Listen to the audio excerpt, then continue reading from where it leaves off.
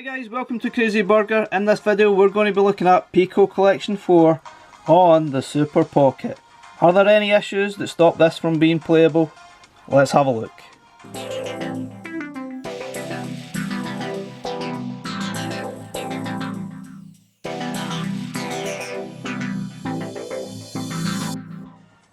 Okay guys, so we're going to have a look at Piko Collection 4 on the Super Pocket, just checking for any issues, compatibility problems, screen issues, control problems, that type of thing with these games. Now a lot of these games certainly utilise the shoulder buttons, so that could be a problem right away, especially with a game like Glover.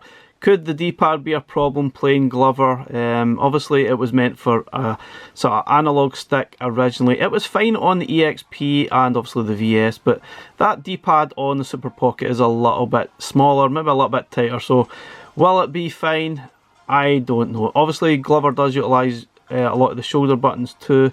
There's a few other games like Street Racer also uses the shoulder buttons. A couple of other games as well will utilise them.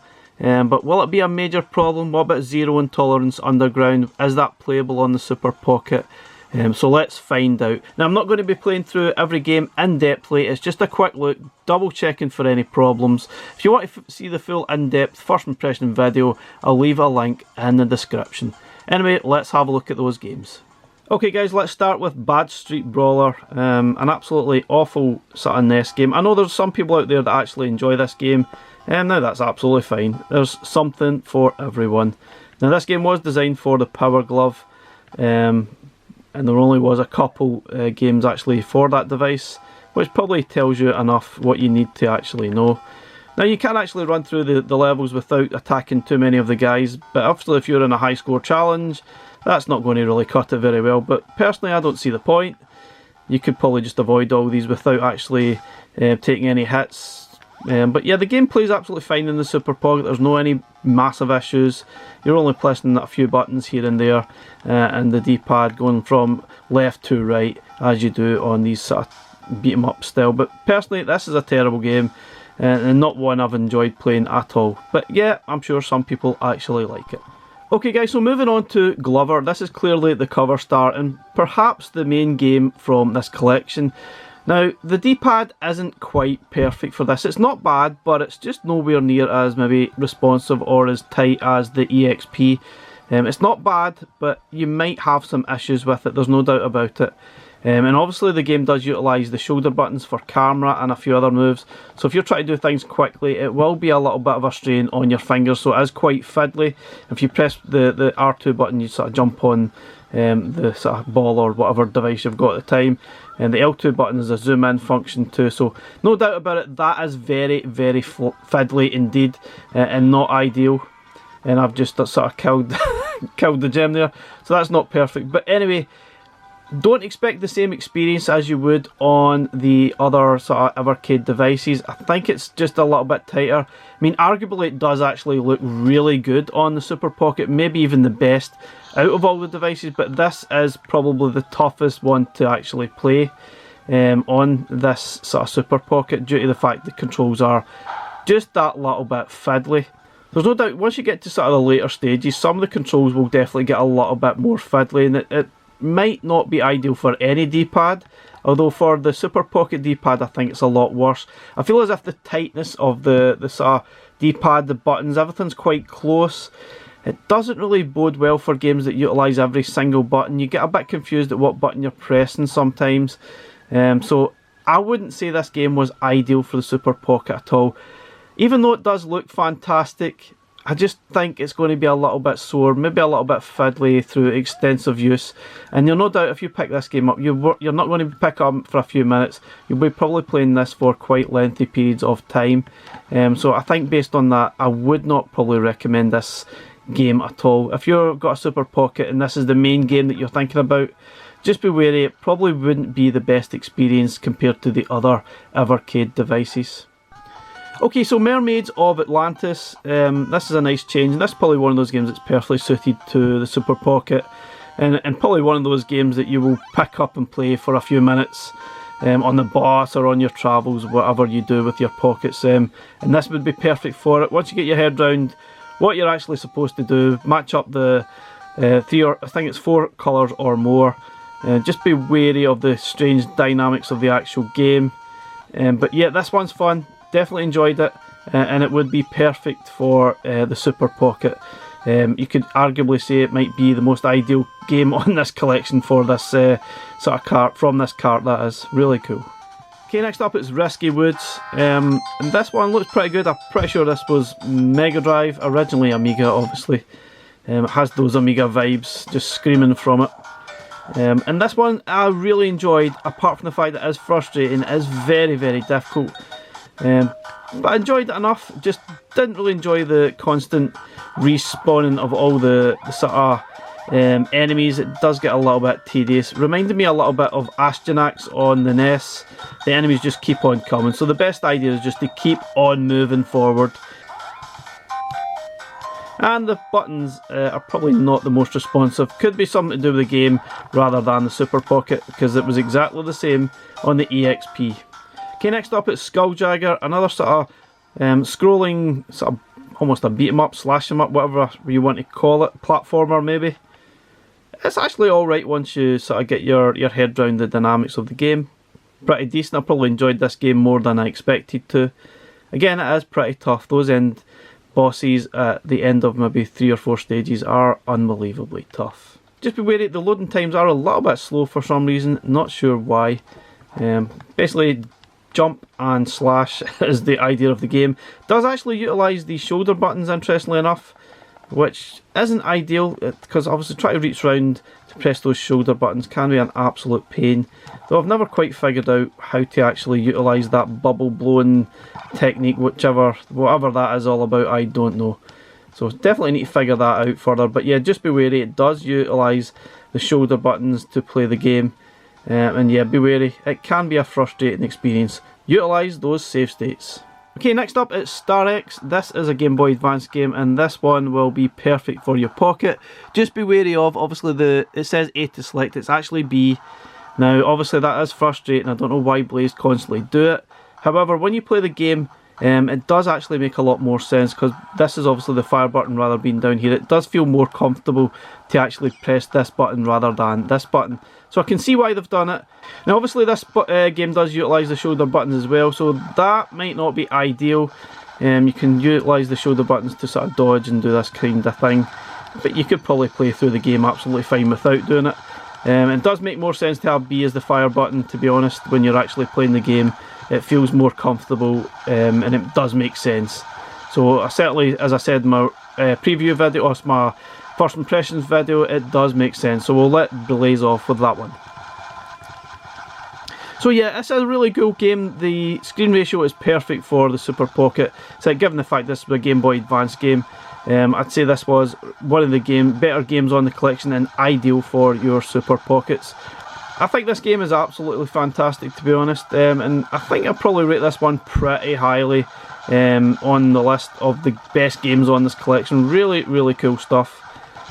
Pretty hard, pretty challenging, but this is very decent indeed. Just beware, it does utilise the shoulder buttons, but not really in an extensive way. You could probably get away with not actually using them at all, which is fine. But decent game, absolutely love it, and it looks fantastic on the Super Pocket, no doubt about it. Okay, next up it's Street Racer. This is a SNES title. This is the SNES version anyway of Street Racer. There was lots of different versions of this. So this game does actually use the shoulder buttons as well for hitting the other opponents, but I actually played the game quite a lot and never really even utilised it, so it's not a major problem. So I would probably definitely recommend going into the practice a few times to get used to the actual levels, because sometimes it is a bit tough to get used to. It's all about timing, I think, at the end of the day. But yeah, a lot of the buttons are used for sort of hitting your opponents. Boosting, you definitely need to boost in the game to catch up. A decent game. It does utilise the shoulder buttons, but not a major problem. I think you can get away with actually using them at all. But yeah, practice is definitely needed. Don't copy what I'm doing here, because this is terrible. Watch my main video for some better gameplay. Okay, next up is the NES version of Target Renegade. This should be absolutely fine. We've only got a couple of buttons in use in the actual game. It's another scrolling beat 'em up. Perhaps not really the best version. It does look a little bit like Double Dragon, but the controls are probably not great. They weren't really great on the sort of Evercade EXP there. I get a little bit frustrated, bit unresponsive at times, and very, very tough and frustrating to actually play through. So be wary, it's not the greatest version, not great one bit. Okay guys, next up is the fidgets. Now obviously this is a Game Boy game, looks great on the Super Pocket, perfectly suited for it, but it's a very tough game. It's a kind of a puzzle platformer style title. But that, it has a sort of clock, you're obviously against the time on each stage, and it's just very frustrating. It's far too tight to actually get the level completed. The idea is trying to get these two characters to the end of the level, and you probably need to work together and create paths so that the other character can get to the end as well. But it's frustrating as heck, and that time limit you see at the top of the screen is the thing that probably causes the most frustration. And I just think there's no need for it at all. Obviously you can switch between the characters by pressing the select button. I've just messed up already, but I think as soon as you mess up you really probably need to start again, because already the clock is ticking, and I've probably made a mess of that. But anyway, not a great game. I don't think it's particularly brilliant, but it does look good on the Super Pocket, and there's no massive control issues anyway. Okay, last game on the collection, it's Zero Tolerance Underground. It's basically a sequel to the game on Piko Collection 3, and it's more of the same, pretty decent stuff. Just be wary that the controls to default are not the same as it was on the original game. For some reason it's been changed, and it makes the game a little bit frustrating. But you can actually change that in the controls, so if you see pressing left and right, you're actually strafing rather than turning the character. I think you press the A and B button to turn the character.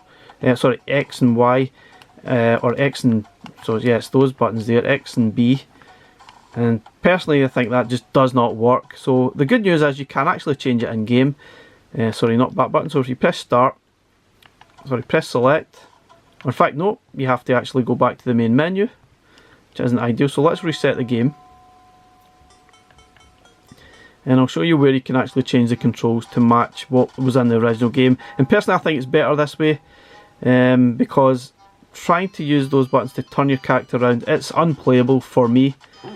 And now you might disagree with that, well that's absolutely fine. So the best thing to do is go to your controls, change it to the retro style. There are other options obviously, but retro I found was the best option. Then just exit, and then you can play the game as it was in the original form, which for me is definitely much better. So now you can actually press left and right to turn the character, and then it's still A to fire, so that makes the game much more playable, much more enjoyable on the Super Pocket. I think the other buttons are, you've got a jump button as well, but I'm not really sure I ever used that button on this game. I'm not sure why you would want to jump. Maybe you need to jump on some platforms in later levels, I'm not entirely sure. Now the game does utilise the shoulder buttons too to change weapons, to duck, so you definitely need to keep that in mind when you're playing the game. Not a major problem, it doesn't really matter. I found it was absolutely fine, no massive issues, but yeah, you still need to keep that in mind. But other than that, obviously the screen is tiny. It's tiny on every other version as well. It's probably even smaller on your Super Pockets, which isn't ideal. Obviously your viewing screen here is just unbelievably small, but still it's a great game, very enjoyable. Just be wary of that, it is obviously very small, the graphics are a little bit maybe unreadable for some, but still really good game. So overall guys, I think the collection is a really good collection, but probably not the must-buy title. I would say if you had an Evercade EXP or VS, I would totally recommend it for that. For the Super Pocket, Glover probably has a few issues control-wise, not ideal. I think the D-pad isn't quite as tight. Obviously it utilises the shoulder buttons very heavily. It's not perfect. So if you're obviously buying the cart for Glover, just be wary, it might not really suit it that well. But overall I think it's a really good collection. It's certainly better than Piko Collection 3 in my view. A lot better than Piko Collection 2. Certainly not as good as Piko Collection 1, but still a decent enough game. Sort of decent enough cart, sorry, that I would recommend. But for the Super Pocket, just be wary, there might be some problems here and there. But other than that, it's alright. Anyways, thanks very much for watching guys. We'll catch you again in the next one. Bye for now.